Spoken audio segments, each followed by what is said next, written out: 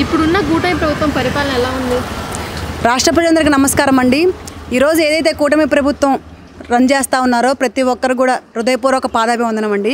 ఎందుకంటే కూటమి ప్రభుత్వం వచ్చిన తర్వాత ఆంధ్ర రాష్ట్ర ప్రజలు చాలా ఆనందంగా సంతోషంగా ఉన్నారు, ఆనందాన్ని వ్యక్తపరుస్తూ ఉన్నారు కూడా. ఈరోజు ఎక్కడ పడితే అక్కడ కూటమి ప్రభుత్వం వచ్చిన తర్వాత 5 రూపాయలకి అన్న క్యాంటీన్ కానివ్వండి, ఫ్రీ ఇసుక వల్ల భవన నిర్మాణ రంగ కార్మికులు పనులు చేతి నిండా పనులు, జేబు నిండా డబ్బులు కానివ్వండి, ప్రతి ఒక్కటి కూడా కరెంటు బిల్లులు పెంచకుండా ఉండడం కానివ్వండి, సక్రమంగా వారి పనులు ఎవరి పనులు పడితే వాళ్ళు చేసుకోవడానికి కానివ్వండి, ఎక్కడ కూడా దౌర్జన్యాలు, దోపిడీలు, అరాచకాలు లేకుండా ముఖ్యంగా ఆడబిడ్డలకు రక్షణ కల్పిస్తూ గత ప్రభుత్వం వైఎస్ఆర్ కాంగ్రెస్ పార్టీ ప్రభుత్వం ఉన్నప్పుడు ఆడబిడ్డలు 6-7 బయటకు రావడానికి బిక్కుమంటూ గుండెని అరిచేతిలో పట్టుకొని బయటకు వచ్చే పరిస్థితి.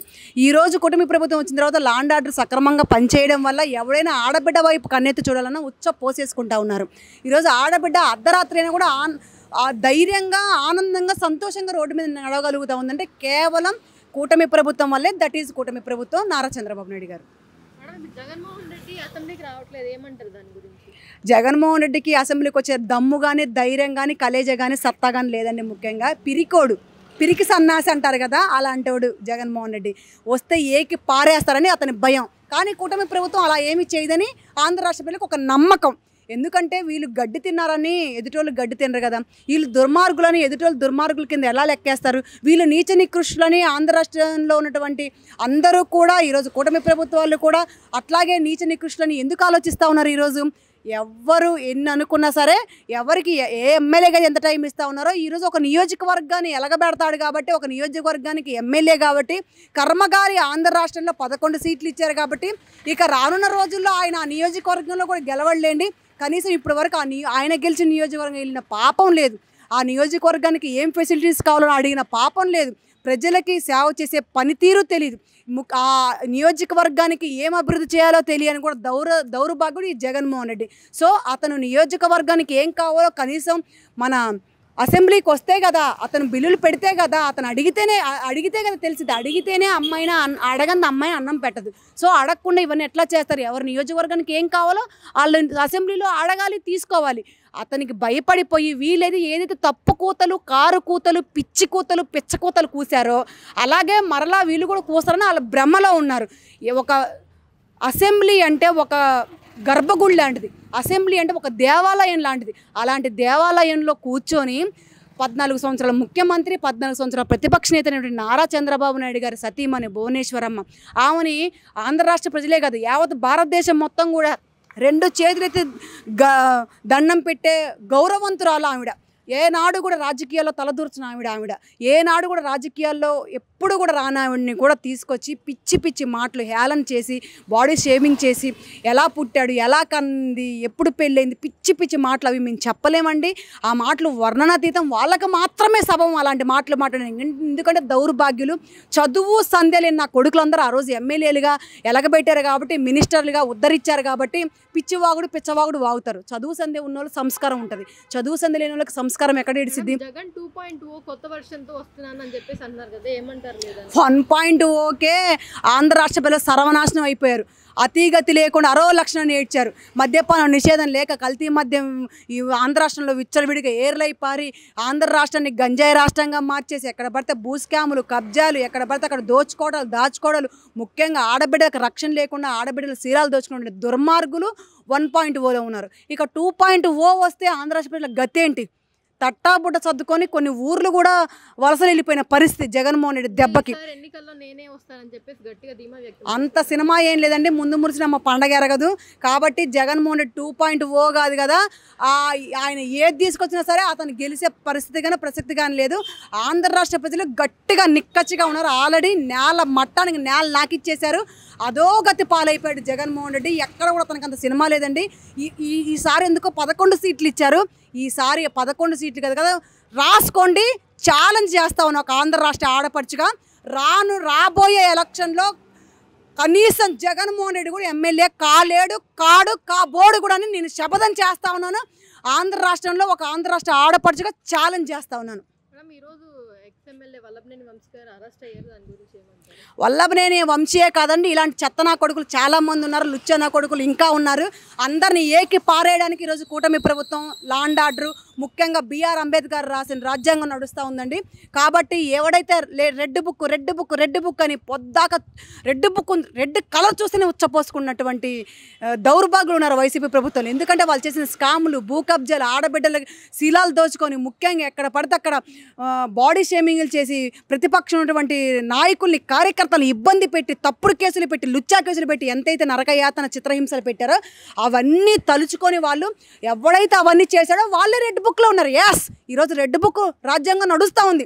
ఆ రాజ్యాంగం బిఆర్ అంబేద్కర్ రాసిన రాజ్యాంగం ఈరోజు రెడ్ బుక్లో ఉంది. పెద్దిరెడ్డి గారు చేసిన అక్రమాలకి చాలా మంది బాధితులు ఇప్పుడు బయటకు వస్తున్నారు కదా, దాని గురించి ఏమంటారు? పెద్దిరెడ్డి అనేవాడు ఒక ముసలి నక్క, ముసలి గొడ్డండి.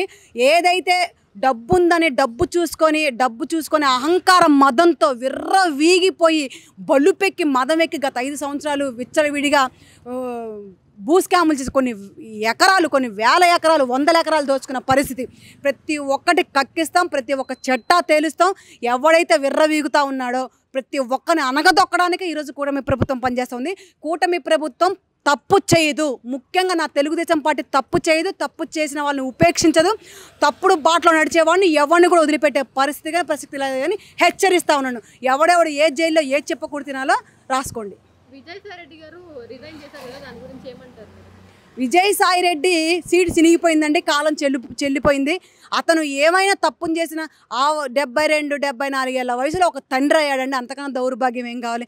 అలాంటి లుచ్చాలు గత 5 సంవత్సరాలు ఆంధ్ర రాష్ట్రాన్ని ఏలేరంటే మా దౌర్భాగ్యం, మా కర్మగాలి. ఆంధ్ర రాష్ట్రాన్ని సర్వనాశనం చేయించుకోవడం కోసం వాళ్ళ మాయ మాటలు, మబ్బి మాటలు నమ్మి అవ్వాతాతలకు 3,000 రూపాయలు పింఛన్ ఇస్తానని చెప్పి మోసం చేసి, ఆడబిడ్డలకి రక్షణ కల్పిస్తానని చెప్పి, మద్యపాన నిషేధం చేస్తానని చెప్పి, నవరత్నాలు ఇస్తానని చెప్పి, నవ మోసాలు చేసి ఆడబిడ్డలు ఉసురు పోసుకొని పసిబిడ్డలతో సహా మంచి విద్యను అందిస్తానని చెప్పి విద్యకు కూడా గతి లేని ఆంధ్ర రాష్ట్రాన్ని చేశాడు. విదేశీ విద్య లేక, ఫీజు రియంబర్స్మెంట్ లేక ఎక్కడ పడితే అక్కడ భూ స్కాములు, కబ్జాలు చేసుకోవడానికి వీళ్ళకి టైం సరిపోయింది. ఇలాంటి ముసలి నక్కలు, ముసలి గొడ్లు ఎంతమంది రిజైన్ చేసినా ఏమీ అరిగేది లేదు, తరిగేది లేదండి. ఎవడు ఈ ఎదుటి పార్టీలోకి వచ్చి ఇక్కడ కూడా దోచుకోవాలనే చూస్తూ ఉన్నారు. ఎవరిని కూడా తప్పు చేసిన వాడిని మా పార్టీలో తీసుకోవడానికి మేము సిద్ధంగా లేవని తెలియజేస్తా ఉన్నాను. పరిపాలన ఎలా ఉంది? బాగానే ఉంది మేడం. పథకాలన్నీ పూర్తి స్థాయిలో అమలు అవుతున్నాయా? పథకాలంటే ఇంకా రాలే. అన్న క్యాంటీన్ ఒకటే ఫ్రీ గ్యాస్ వచ్చింది. అన్న క్యాంటీన్ భోజనాలు పెడుతున్నారు బాగానే. పెన్షన్ ఇస్తున్నారు. అమ్మఒడి రాలేదని అందరూ రైతు భరోసా, అమ్మఒడి అది రావటం మేడం. కొంచెం పర్వాలే. ఇంతకుముందు అంటే ఇలాంటివి లేవుగా మేడం. ఇప్పుడు ఎంతమంది తింటున్నారు చూడు అట్లా. పెట్టి ఉంటే సరిపోయేది. అదొకటి కొద్దిగా ఇదివరకు మందు రేట్లు కూడా ఎక్కువ ఉన్నాయి. మందు తాగే వాళ్ళకి అదేం మేడం మనకు తెలియదు. నాకైతే అలవాట్లేదు. ఇప్పుడు కొంచెం తగ్గినాయి మేడం. అంటే చెప్తుంటేనేది మనకైతే తెలియదు. అదైనా ఇదివరకు తెలంగాణ తెచ్చుకుని తాగేవాళ్ళు, ఇప్పుడు ఇక్కడే తాగుతున్నారు అన్నారు. మేము గొల్లపూడి కాంప్లెక్స్లో పనిచేస్తాం. అప్పుడు ఇంకా 4 సంవత్సరాలు మేడం. ఈ 4 సంవత్సరాలు చూడాలి కదా.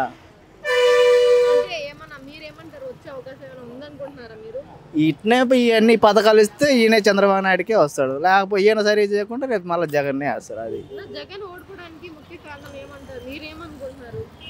మేమైతే ఏమనుకోలేము మేడం. పథకాలు ఇచ్చారులే కానీ అదే ఊర్లలో అంతా మెయింటైన్ అనేది సరిగా లేదు. అది లేదు. ముందు మెయిన్ పథకాలు వచ్చినాయి. రోడ్లు వేశారు. ఎక్కడ పెట్టిన రోడ్లు కూడా బ్రహ్మాండంగా వేశారు. మా ఊర్లలో కుళాయిలు కూడా వేశారు పల్లెటూళ్ళల్లో. కానీ ఇంకా వాటర్ వదలలే, కుళాయిలు మటుకు వేశారు మేడం. ఏం తెలియదు మేడం, మనం చూడలే. అనుకుంటే ఎట్లా? అదే రావాలి. అది రాకుండా అనేది రాంగ్. అది